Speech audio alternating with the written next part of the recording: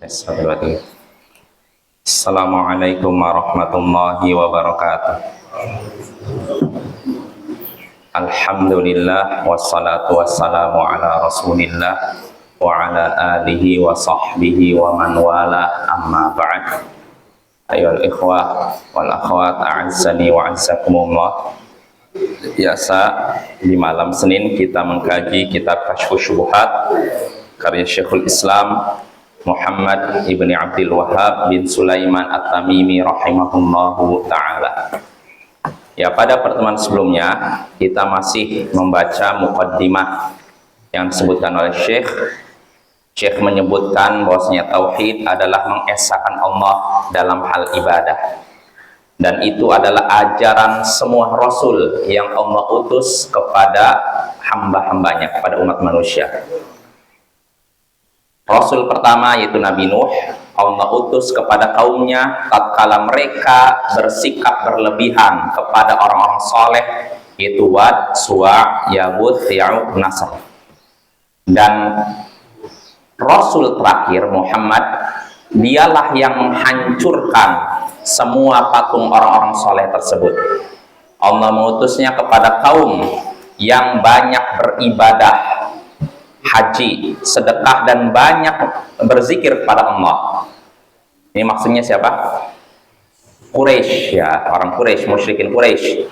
Allah mengutus Nabi Muhammad kepada kaum yang beribadah kepada Allah, melaksanakan haji, sedekah, dan banyak berzikir kepada Allah. Jadi ini mereka, orang-orang musyrikin Quraisy, bukan berarti tidak zikir kepada Allah. Mereka juga zikir kepada Allah, musyrikin Quraisy. Terus kenapa mereka dianggap menyimpang bahkan musyrik? Kata Syekh, akan tetapi mereka menjadikan sebagian makhluk sebagai perantara antara diri mereka dengan Allah. Ini penyimpangan mereka. Padahal mereka beribadah kepada Allah, melaksanakan haji, sedekah, berzikir kepada Allah, banyak berzikir kepada Allah. Artinya amalan-amalan mereka ini mirip yang kita lakukan, kan? Nah, tapi yang jadi masalah, mereka menjadikan sebagian makhluk sebagai perantara antara diri mereka dengan Allah. Mereka berkata, nuridu minhum taqarruba ilallah. Kami menginginkan dari mereka kedekatan kepada Allah. Artinya mereka ingin mendekatkan diri kepada Allah lewat perantara-perantara itu. Dan kami menginginkan syafaat mereka di sisi Allah. Nah, ini penyimpangan mereka. Jadi walaupun mereka beribadah kepada Allah, melaksanakan haji, sedekah, banyak berzikir kepada Allah, tapi mereka punya penyimpangan yang melenyapkan semua amal ibadah yang mereka lakukan.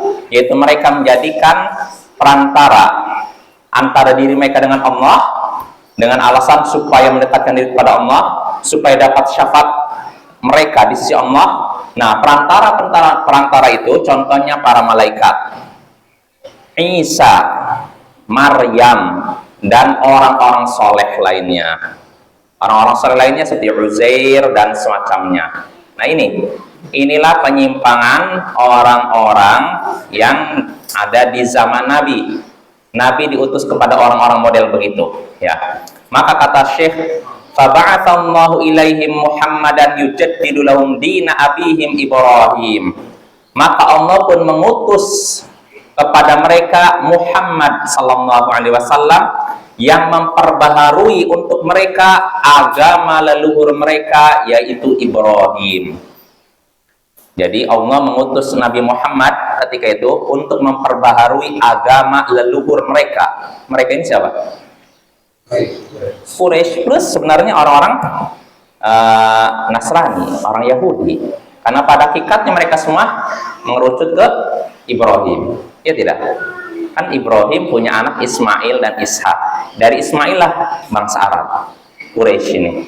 Sedangkan dari anak Nabi Ibrahim satunya Ishak punya anak Yakub. Yakub punya Yusuf. Terus ke bawah, inilah Bani Israel atau Yahudi. Nah, orang Nasrani di situ. Jadi sebenarnya mengerucut Muslim, Yahudi, Nasrani mengerucut pada satu bapak, satu leluhur, Ibrahim. Nah, Nabi Ibrahim menyampaikan risalah, menyampaikan ajaran, tapi ajarannya sudah bercampur dengan penyimpangan. Maksudnya apa? Ada orang yang memasukkan ajaran-ajaran baru kepada ajaran Nabi Ibrahim. Nah, maka tugas Nabi Muhammadlah memperbaharui. Maksud memperbaharui artinya apa? Mengembalikan ajaran Nabi Ibrahim seperti dahulu kala, sebelum adanya tambahan, pengurangan dan perubahan itu. Nah, ini ya. Ini tugas Nabi Muhammad. Ya, jadi sebenarnya tugas Nabi Muhammad ini mulia ya, karena menyadarkan umat-umat yang sudah menyimpang supaya kembali kepada leluhur mereka ya Bapak ya. Jadi sekali lagi sebenarnya Nabi Ibrahim ini yaitu diperebutkan oleh beberapa umat ya. Tentu kita lebih berhak mengklaim Nabi Ibrahim mengikuti, atau kita mengikuti Nabi Ibrahim, karena pertama Nabi Ibrahim tidak mengajarkan syirik ya, tidak.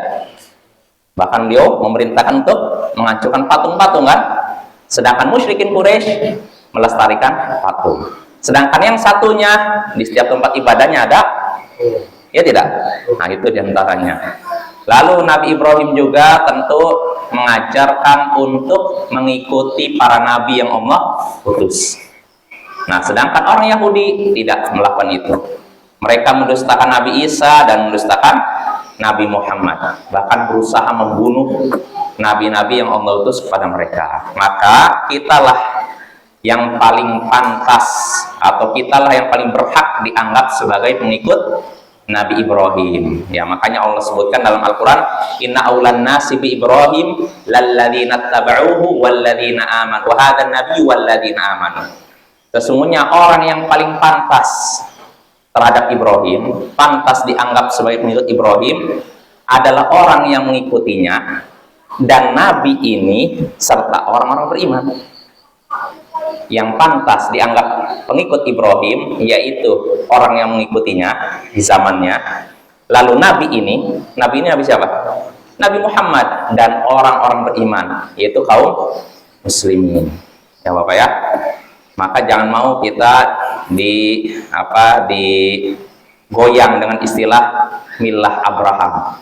Nah, dengar, agama Ibrahim maksudnya apa? Disatukan antara Islam, Kristen, Yahudi, jadikan satu. Nah, ini talbis ya, karena sekali lagi Nabi Ibrahim tidak mengajarkan syirik. Nabi Ibrahim tidak pernah mengajarkan Allah punya anak, ya kan? Maka kita nggak rela kalau tauhid dicampur dengan syirik. Ya, harus kita ingkari. Walaupun pelakunya orang Arab sekalipun. Karena Bapak mungkin tahu ya, di sebuah negara dibikin katanya rumah Ibrahim. Dalam satu komplek ada masjid, ada gereja, ada sinagog. Tempat ibadah Muslim, tempat ibadah Nasrani, tempat ibadah Yahudi. Pernah dengar kan? Pernah dengar? Di Timur Tengah ini, bayangkan. Ya, di suatu negara ya, sampai dibikin seperti itu. Nah, ini sekilas katanya mengajarkan toleransi. Sebenarnya bukan toleransi. Pencampur adukan antara tauhid dengan syirik, antara iman dengan kekafiran. Ya, kita tidak rela. Makanya ketika dibuat seperti itu, para ulama membantah bahwa itu penyimpangan. Ya, Bapak ya, nggak ada dalam Islam seperti itu. Bukan, artinya gini, ketika kita mengingkar seperti itu bukan berarti kita melarang orang-orang kafir untuk ibadah. Kalau mereka mau ibadah silakan aja di tempat ibadah mereka kan, ya tidak.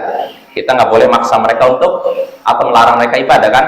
Tapi yang jadi masalah ketika kita dijadikan dalam satu komplek. Di sini masjid, di sini ini satukan. Seakan-akan itu namanya katanya rumah Ibrahim. Karena dengan alasan apa? Ibrahim inilah bapaknya umat Islam, umat Kristen, umat Yahudi. Akhirnya apa? Dibikin rumah tiga itu, rumah ibadah tiga rumah ibadah dalam satu komplek. Nah, yang seperti ini sekali lagi bukan termasuk toleransi dan tidak sesuai dengan ajaran Islam. Ya, dalam Islam kita memang tidak boleh melarang orang-orang kafir ibadah, tapi bukan berarti ibadah mereka dengan ibadah kita didekatkan. Artinya apa? Nanti Bapak, ini kalau misalkan yang di masjid ini bisa mendengar suara orang yang ada di gereja, yang di sinagog. Nanti yang ibadah di sinagog dengar suara orang di masjid. Seperti itu. Yang seperti ini nggak ada di zaman Nabi, nggak ada di zaman tabiin ya. Ini adalah makarnya orang-orang liberal, orang kafir, supaya terjadi percampuran antara hak dan batil, lalu mereka pun akhirnya menjerumuskan umat Islam pada kekafiran tanpa mereka sadari. Ya, jadi mereka orang kafir mengeluarkan kita dari Islam tidak langsung satu kali begitu, enggak. Langsung kamu keluar dari Islam, enggak mungkin. Bertahap, sedikit demi sedikit. Biasanya diajak keluar dari Islam lewat syiar toleransi atau kebersamaan, atau tadi istilahnya agama Ibrahim.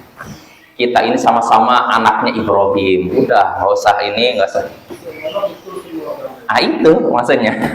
Ujung-ujung nggak apa-apa, semuanya sama, dari Nabi Ibrahim semuanya benar, semuanya menuju surga yang sama. Nah, ini batil Bapak ya. Kita sudah yakin bahwa agama yang paling benar adalah Islam ya, maka jangan sampai mencampur adukan seperti itu. Ya, kita kembali lagi. Jadi tugas Allah mengutus Nabi Muhammad kepada umat di zaman beliau untuk memperbaharui bagi mereka agama leluhur mereka, itu Ibrahim. Agama Ibrahim yang sudah bercampur dengan penyimpangan, bercampur dengan kesesatan yang dibuat oleh umat manusia setelah beliau. Lalu kata Syekh ini, wa yukhbiruhum anna hadha taqarruba wal i'tiqada mahdhun haqqun lil haqqullah. Dan Nabi Muhammad mengabarkan kepada mereka, orang-orang di zamannya, bahwasanya bentuk mendekatkan diri kepada Allah dengan model tadi, keyakinan bahwa ada perantara antara diri mereka dan Allah, ini sebenarnya hak Allah semata. Artinya begini, yang berhak ketika seorang ingin mendekatkan diri, maka yang paling berhak adalah Allah, bukan orang-orang, bukan perantara tadi. Jelas? Dan juga keyakinan bahwasanya ada makhluk tertentu memberikan syafaat, ini pada hakikatnya hak Allah semata. Karena pemilik syafaat adalah Allah, bukan perantara-perantara tadi. Perantara-perantara tadi, contohnya Nabi Isa, Maryam, para malaikat, tidak mungkin bisa memberikan syafaat kalau Allah tidak mengizinkan. Nah, disinilah Nabi Muhammad mengabarkan bahwasanya keyakinan mereka itu keliru. Kalau mereka ingin mendekatkan diri kepada Allah langsung tanpa perantara. Dan kalau mereka tadi ingin mendapatkan syafaat, mintalah kepada pemilik syafaat, bukan kepada perantara-perantara tadi. Jelas ya? Ini tugas Nabi Muhammad. Kata Syekh, mahdun haqqun la yasluhu minhu syai'un li ghairihi la li malakin muqarrabin wala nabiyyin mursalin fadlan an ghairihima. Jadi beliau mengabarkan bahwasanya ibadah dan tadi keyakinan apa yang bisa memberikan syafaat dan semacamnya itu murni milik Allah. Tidak sah, tidak boleh sedikit pun darinya diserahkan kepada selainnya. Ibadah mendekatkan diri ini tidak sah, tidak boleh diberikan kepada selainnya. Selain siapa? Selain Allah. Baik itu malaikat yang didekatkan dengan Allah maupun nabi yang diutus oleh Allah. Artinya ibadah itu tidak boleh diberikan kepada siapapun, walaupun makhluk yang terdekat dengan Allah. Siapa makhluk yang terdekat dengan Allah? Para nabi dan malaikat kan? Nah, walaupun mereka makhluk yang terdekat dengan Allah, tidak boleh kita menujukan ibadah kita kepada malaikat dan nabi. Fadlan an ghairihima, apalagi selain keduanya. Selain apa keduanya ini? Malaikat dan nabi, nggak boleh.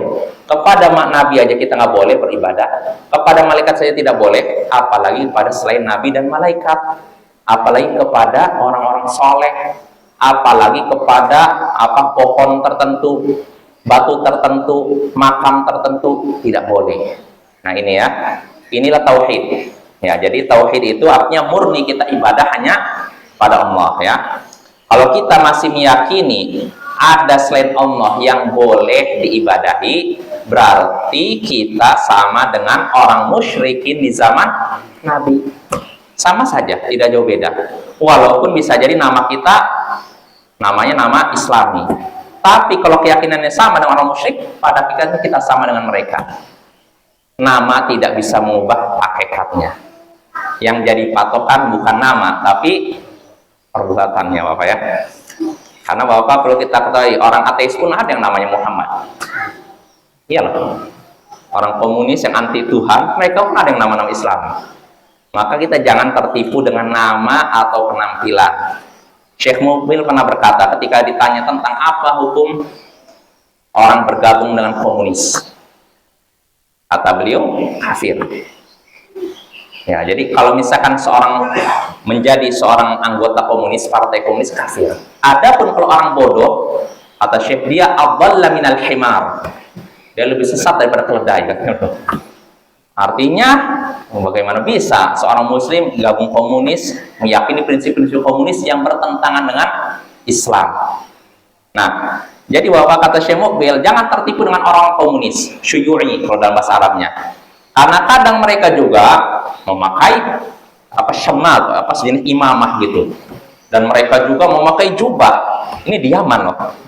Nah, kalau orang seperti ini datang ke Indonesia, mungkin ciumin tangannya kan. Ya. Padahal di Yamannya dia komunis. Jelas apa ya? Ya, oke, jangan tertipu dengan penampilan. Orang Indonesia kan sedikit penampilannya udah pakai jubah, pakai jenggot, udah ngapa ini syekh nih. Apalagi kalau mukanya muka Arab, wah udah Habib lah. Maka Bapak jangan tertipu dengan penampilan ya. Yang jadi patokan akidahnya seperti apa, amalannya seperti apa, bukan namanya siapa, penampilannya seperti apa. Karena sekali lagi orang komunis juga di Yaman, mereka memakai pakaian seperti para ulama itu, para habaib itu ya. Mereka sama. Maka jangan tertipu ya. Timbul pertanyaan, apa ada komunis di Yaman? Ya ada. Dulu karena Yaman itu terbagi menjadi dua, Yaman Utara, Yaman Selatan. Yaman Utara ini dipegang oleh orang Syiah. Yaman Selatan ini orang komunis. Dan di situ banyak orang Sufi. Kok bisa? Nah, jadi orang komunis. Nah, setelah Yaman bersatu, orang-orang komunis tertekan. Sebenarnya mereka nggak ingin bersatu. Mereka ingin Yaman Selatan itu sendiri ya, komunis. Cuma karena memang kekuatan rakyat gitu menginginkan bersatu, maka jadi bersatu. Nah, setelah revolusi 2011, pemerintah Presiden Yaman digoncang, akhirnya orang-orang komunis memanfaatkan kembali ketidakstabilan pemerintahan untuk memisahkan diri. Jadi Yaman Selatan. Karena Yaman Selatan asalnya komunis, Yaman Utara bukan. Jelas apa ya? Nah, ini orang komunis. Nah, orang yang Syiahnya manfaatkan ketidakstabilan pemerintah untuk memberontak, pemerintah Houthi, sehingga akhirnya mereka merebut ibu kota Son'a. Nah, maka itu Bapak, ini istilahnya supaya kita tahu ya, gambarnya seperti apa di Yaman. Jadi utara dipegang Syiah, sebelah belakang oleh komunis ya. Walaupun tidak sekuat dulu, karena dakwah sunnah sudah tersebar di utara dan selatan Bapak ya. Termasuk di selatan. Basis-basis kaum sufi udah dimasuki dakwah sunnah ya, murid-muridnya Syekh Mukbil bin Hadi Al-Wadi'i rahimahullah. Ya, kita lanjut. Jadi kita kembali lagi bahwasanya ibadah, keyakinan bahwasanya ibadah itu siapa yang berhak mendapatkan ibadah, siapa yang berhak diibadahi, ini murni untuk Allah, bukan untuk selain Allah. Baik itu untuk para malaikat, para nabi, apalagi selain nabi dan malaikat. Lalu kata Syekh ini rahimahullah, wa illa fahaula'il musyrikun muqirruna yashhaduna anna Allah wal khaliqur raziq wahdah la syarikalah wa annahu la yarzuqu illahu wa la yuhyi illahu wa la yumitu illahu wa la yudabbirul amra illahu wa anna jami'as samawati sab'i wa man fihinna wal ardina sab'a wa man fiha kullahum abiduhu tahta tasarrufi wa qahri. Jadi tadi kan bahwasanya orang-orang musyrik itu mereka beribadah kepada Allah, ya kan, banyak beribadah kepada Allah, haji, sedekah, dan banyak berzikir kepada Allah. Tapi kata Syekh, kalau memang engkau ketahui bahwasanya tidak boleh beribadah kepada selain Allah, baik itu malaikat atau nabi, apalagi selain malaikat dan nabi, maka ketahui di sini kata Syekh, orang-orang musyrik itu mereka pun mengakui dan bersaksi bahwa Allah lah sang pencipta, pemberi rezeki satu-satunya, tidak ada sekutu baginya. Jadi orang-orang musyrik di zaman Nabi, musyrikin Quraisy, mereka yakin Allah lah pencipta langit dan bumi. Allah juga pemberi rezeki satu-satunya.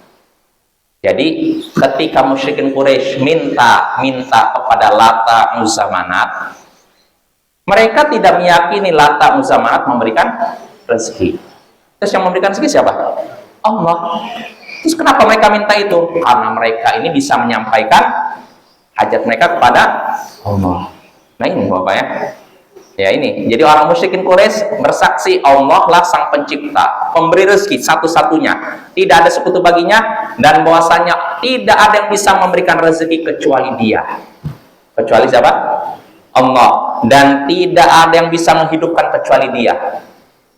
Nah ini, musyrikin Quraisy tidak meyakini berhala Hubal, Manat, Uzza bisa menghidupkan dan mematikan, enggak. Mereka nggak meyakini seperti itu ya. Dan mereka juga wala yumitu illahu, mereka juga meyakini tidak ada yang bisa mematikan kecuali Allah. Berhala nggak bisa. Nah ini, wa anna jami'as samawati sab'a wa man fiha wal ardina sab'a wa man fiha kullahum abidu. Dan mereka juga meyakini, bersaksi bahwa semua langit yang 7 dan makhluk yang ada di situ serta 7 lapisan bumi dan apa yang ada di situ semuanya adalah hamba-hamba Allah. Semuanya makhluk Allah dan di bawah kehendak dan kekuasaan Allah. Nah ini orang musyrikin Quraisy meyakini semua itu. Jadi mereka beribadah kepada berhala-berhala. Tapi perlu kita ketahui, ketika mereka beribadah kepada berhala, bukan berarti mereka meyakini berhala itu bisa menciptakan. Tidak. Bukan berarti berhala itu bisa menghidupkan, matikan. Enggak. Mereka meyakini yang bisa menghidupkan, matikan, memberikan rezeki itu Allah. Nah ini perlu kita ketahui ya. Apa dalilnya? Kata Syekh, fa idza aradta dalil ala anna haula'il musyrikin alladziina qatalahum Rasulullah yashhaduna bidzalik faqra qaulahu ta'ala. Kalau engkau menginginkan dalil yang menunjukkan bahwa orang-orang musyrik yang diperangi Rasulullah tersebut bersaksi tentang demikian, mengakui demikian maksudnya apa? Mengakui bahwa Allah lah pencipta, penguasa, pengatur alam semesta. Kalau engkau ingin dalil yang menunjukkan bahwa orang-orang musyrik yang diperangi Rasulullah itu mengakui demikian, maka bacalah firman Allah Ta'ala dalam surat Yunus 31, qul may yarzuqukum minas sama'i wal ard amma yamliku sam'a wal absar wa may yukhrijul hayya minal mayyit wa yukhrijul mayyita minal hayy wa may yudabbirul amr fasayaquluna Allah faqul afala tattaqun. Katakanlah wahai Rasul. Di sini Allah menyuruh siapa?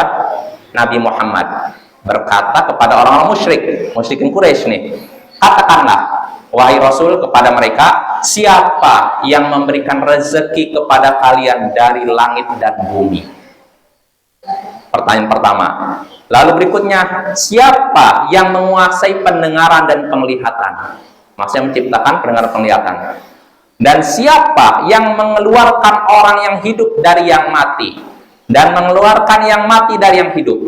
Ini pertanyaan ketiga. Lalu keempat, dan siapa yang mengatur segala urusan?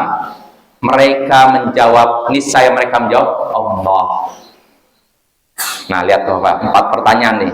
Allah menyuruh Rasul untuk bertanya kepada mereka. Pertama, siapa yang memberikan rezeki dari langit dan bumi? Rezeki dari langit maksudnya apa? Hujan. Kalau dari bumi, ya tumbuh-tumbuhan ya. Nah, siapa yang memberikan hujan dan rezeki lain dari langit? Begitu juga tumbuh-tumbuhan yang ada di bumi. Ini pertanyaan pertama nih. Lalu kedua, siapa yang menciptakan pendengaran penglihatan? Ini pertanyaan kedua. Ketiga, siapa yang mengeluarkan yang hidup dari yang mati? Apa mengeluarkan hidup dari yang mati? Maksudnya apa ini? Ya, karena ketika kita di perut ibu kita, asalnya kita belum hidup kan? Ya tidak, masih benda mati. Ketika sudah 120 hari baru ditiupkan roh. Berarti 120 hari berapa bulan? 4 bulan ya. Baru ditiupkan roh. Barulah kita dianggap makhluk hidup. Makanya Bapak, para ulama ada yang berfatwa boleh menggugurkan di bawah 4 bulan. Karena pada usia di bawah 4 bulan pada hakikatnya belum dianggap hidup, dianggap mati, masih mati kita, benda mati. Baru setelah ditiupkan roh jadi makhluk hidup. Nah, jadi pada hakikatnya tadi kita kembali lagi, siapa yang mengeluarkan yang hidup dari yang mati? Artinya tadi kita tadinya dianggap mati dalam perut ibu kita, lalu ditiupkan roh. Nah, hidup kan? Tadinya hidup, mati jadi hidup ya. Dan siapa yang mengeluarkan yang mati dari yang hidup? Artinya dimatikan. Setelah hidup kita mati. Ini pertanyaan ketiga nih. Artinya siapa yang menghidupkan dan mematikan? Nah, yang keempat, wa mayyudabbirul amr, dan siapa yang mengatur segala urusan? Lihat 4 pertanyaan ini Allah suruh kepada Nabi untuk ditanyakan kepada musyrikin Quraisy, musyrikin zaman Nabi. Lantas apa jawaban mereka? Fasayaquluna Allah. Niscaya mereka akan jawab Allah. Allah lah yang memberikan rezeki dari langit dan bumi.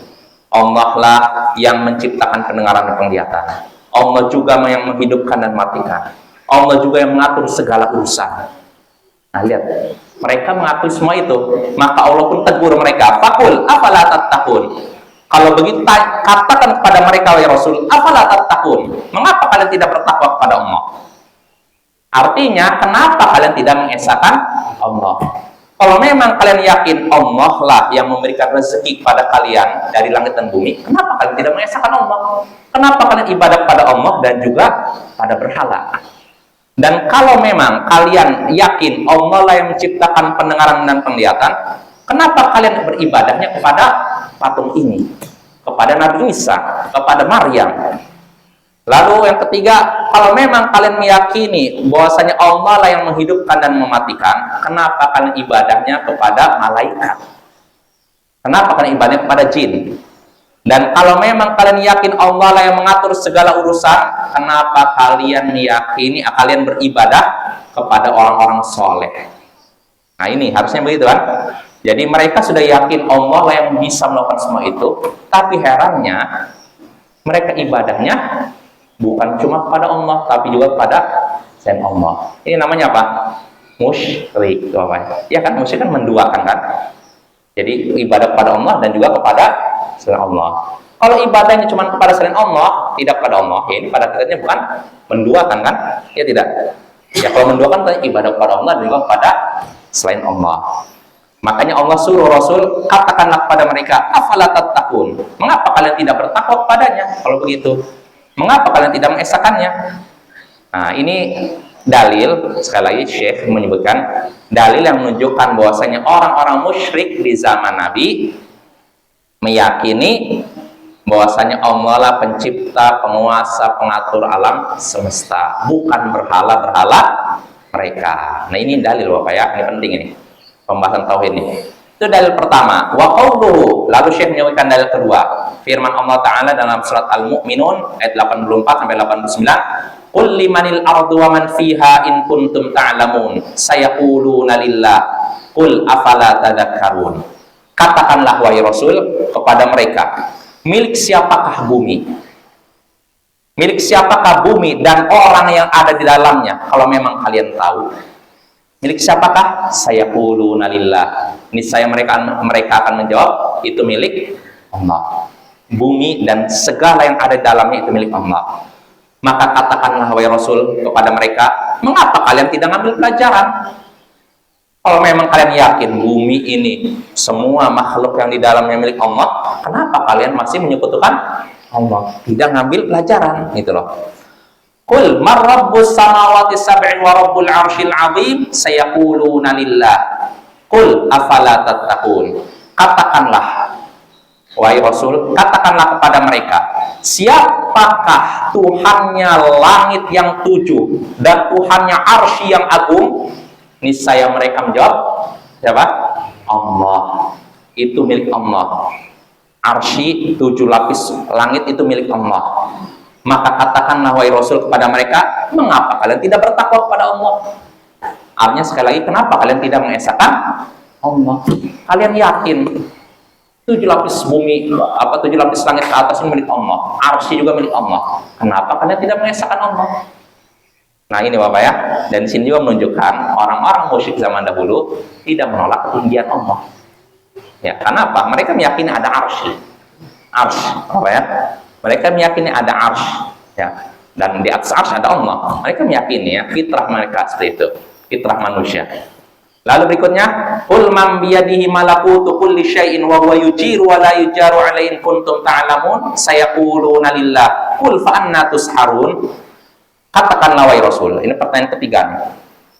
Siapakah yang di tangannya ada kerajaan segala sesuatu? Kerajaan segala sesuatu di langit dan bumi. Siapakah yang di tangannya ada kerajaan segala sesuatu? Sementara dialah yang memberikan perlindungan dan tidak mendapatkan perlindungan. Jika kalian tahu, Allah memberikan perlindungan kan? Ya tidak? Dan tidak dilindungi. Betul tidak? Betul? Apa salah? Betul kan? Allah memberikan perlindungan tapi tidak dilindungi, iyalah karena Allah Maha Pelindung. Kalau Allah masih dilindungi, ya berarti bukan Tuhan. Nah, jadi dan kembali lagi, katakanlah wahai Rasul kepada mereka, siapakah yang di tangannya ada kerajaan segala sesuatu, dia memberikan perlindungan dan tidak mendapatkan perlindungan. Jika kalian tahu, niscaya mereka akan menjawab Allah. Allah lah Tuhan yang di tangannya kerajaan segala sesuatu, dia juga yang memberikan perlindungan dan tidak mendapatkan perlindungan. Qul fa anna tusharun. Katakanlah wahai Rasul kepada mereka, maka bagaimana bisa kalian tersihir? Maksudnya bagaimana bisa kalian kok nggak bisa melihat itu, malah ibadah kepada berhala. Fa'an natus harun, kata sihir, Bapak. Sihir itu artinya orang kalau disihir kan seolah-olah nggak bisa melihat sesuatu kan? Ya tidak. Kadang dia melihat ini di depannya ada orang, tapi karena disihir nggak nampak orang itu. Ya tidak. Misalkan ada mungkin misalkan ada toko lah atau restoran, ada orang nggak suka, orang ini kok restorannya laku, udah disihir lah. Sehingga akhirnya apa? Orang ketika ke situ nggak melihat mana restorannya, padahal depan mata dia. Berarti di apa? Disihir kan? Ya tidak. Sihir itu nyata, Bapak ya. Sihir nyata, bukan bohong, itu nyata ya. Nah, di sini Allah katakan, bagaimana bisa kalian tersihir? Artinya bagaimana bisa kalian tidak melihat tanda kekuasaan Allah sehingga akhirnya kalian malah ibadahnya kepada berhala? Gimana nih?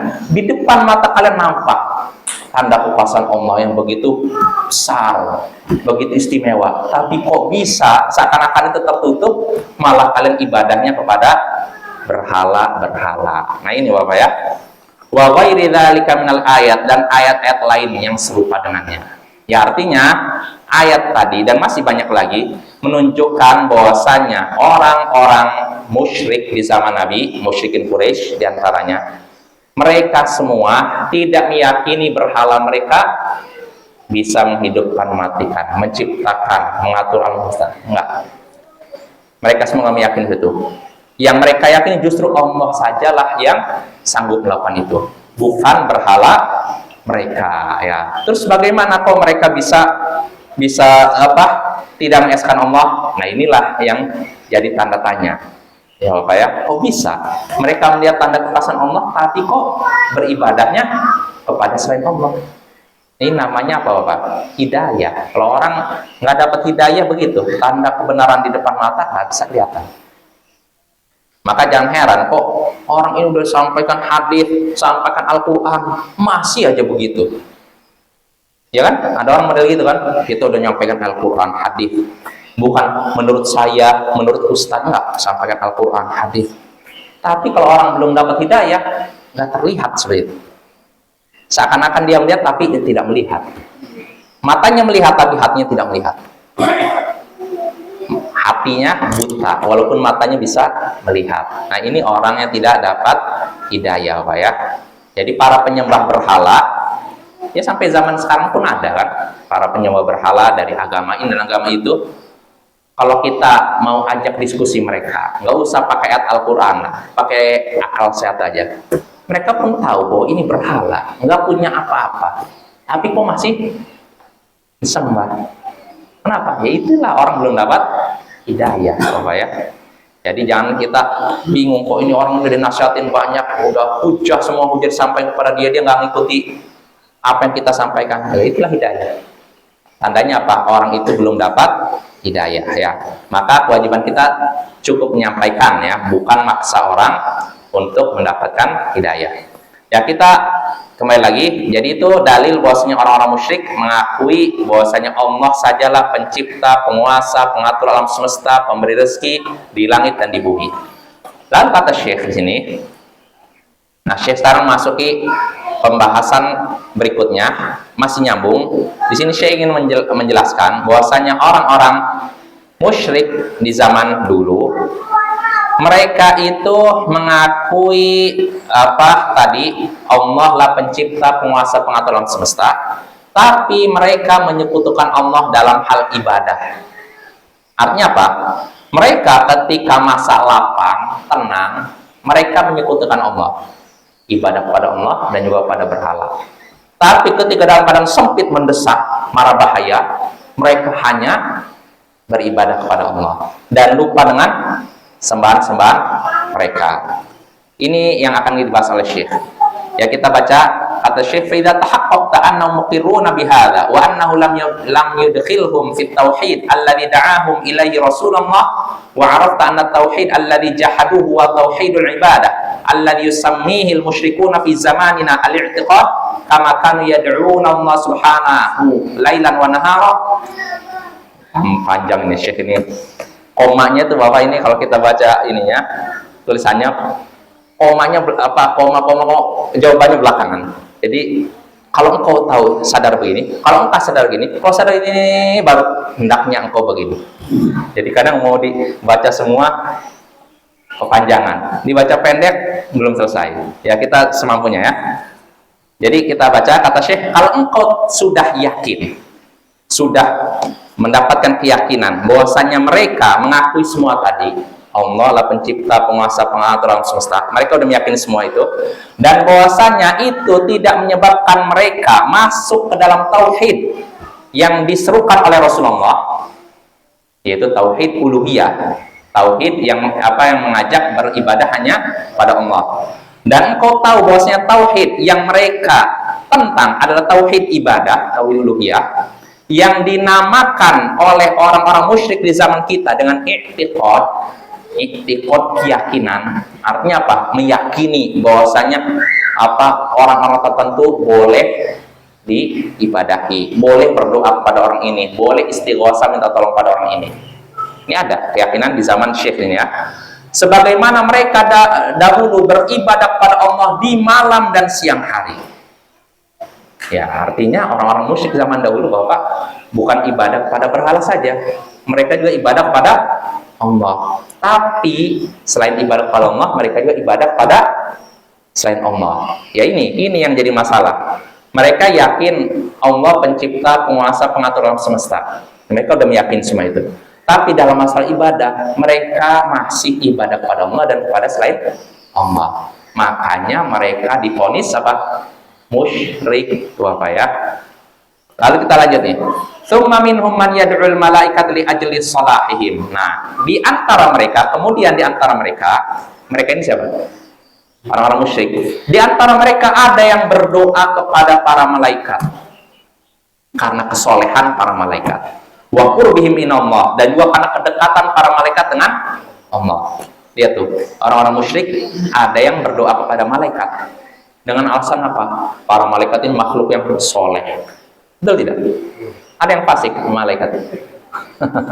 Nah, soleh.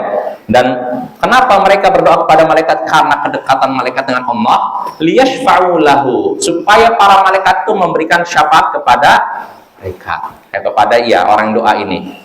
Au yad'u rajulan shalihan mitlallat. Nah, lalu di antara mereka juga ada yang berdoa kepada seorang yang soleh seperti Lata. Kita sudah bahas Lata ini adalah orang soleh, suka bagi-bagi makanan kepada jamaah haji. Ketika meninggal, kuburannya sering dikunjungi. Nah, pertama cuma dikunjungi untuk mengenang, mengingat jasanya. Lama-kelamaan orang ibadah di sekitarnya. Terus berlangsung, akhirnya orang malah ibadah kepadanya. Nah, ini Bapak ya. Lalu berikutnya, au nabiyan mithla Isa, atau di antara mereka juga ada yang berdoa kepada nabi. Contohnya Nabi Isa. Ada tidak? Ada ya.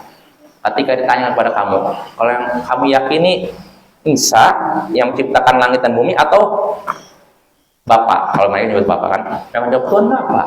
Tapi anehnya doanya kepada Nabi Isa. Pernah dengar Bapak ya? Kadang mereka, walaupun nggak gitu, kadang mereka kepada Allah dan juga kepada Nabi Isa. Inilah pada hakikatnya apa yang namanya syirik, musyrik kan, menyekutukan Allah, doa kepada Allah dan doa kepada Nabi Isa. Wa arafta anna Rasulullah qatalahum ala hadza syirk, dan engkau tahu bahwasanya Rasulullah memerangi mereka karena syirik ini. Jadi Rasulullah konflik dengan orang musyrik, dengan orang Nasara, dengan orang Yahudi karena ini permasalahan syirik ini. Wada'ahum ila ikhlasil ibadati lillahi wahda, dan Rasulullah mengajak mereka untuk memurnikan ibadah hanya kepada Allah, ya. Kama qala ta'ala, sebagaimana firman Allah Ta'ala, wa annal masajida lillah fala tad'u ma'allahi ahada. Bahwasanya masjid-masjid itu milik Allah, maka jangan kalian menyeru seorang pun di dalamnya bersamaan dengan Allah. Ya, ini Bapak ya. Insya Allah karena panjang ininya tulisannya, insya Allah kita bahas kelanjutannya pada pertemuan berikutnya ya. Subhanakallahumma bihamdik asyhadu an la ilaha illa anta astaghfiruka wa atubu ilaik. Assalamualaikum warahmatullahi wabarakatuh.